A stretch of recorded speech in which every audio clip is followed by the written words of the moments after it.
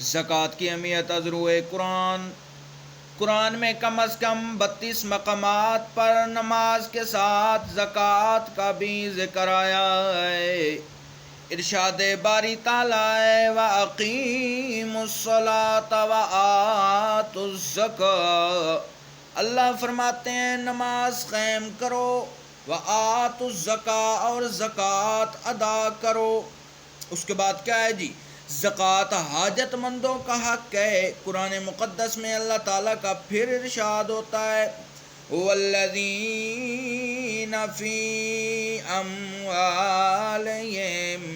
حَقٌّ لِلسَّائِلِ وَالْمَحْرُومِ، اللہ فرماتے ہیں ان کے مالوں میں سوال کرنے والوں اور محروم لوگوں کا حق ہے۔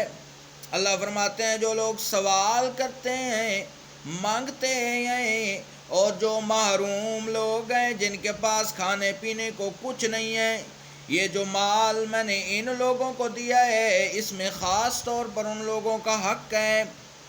اس کے بعد اللہ فرماتے ہیں خُذْ مِنْ أَمْوَالِهِمْ صَدَقَةً تُطَہِّرُهُمْ وَتُزَکِّیہِمْ، اللہ فرماتے ہیں آپ ان کے مالوں میں سے صدقہ لیں اور اس کے ذریعے انہیں پاک صاف کر دیں۔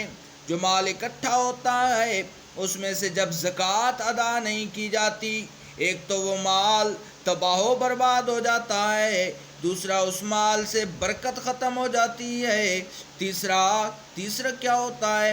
تیسرا یہ ہوتا ہے کہ اس مال کو اللہ تباہ کر دیتا ہے، وہ مال کبھی پاک نہیں ہوتا۔ اگر مال کو پاک کرنا ہے تو پھر صدقہ بھی دینا پڑے گا، پھر زکوٰۃ بھی ادا کرنی پڑے گی۔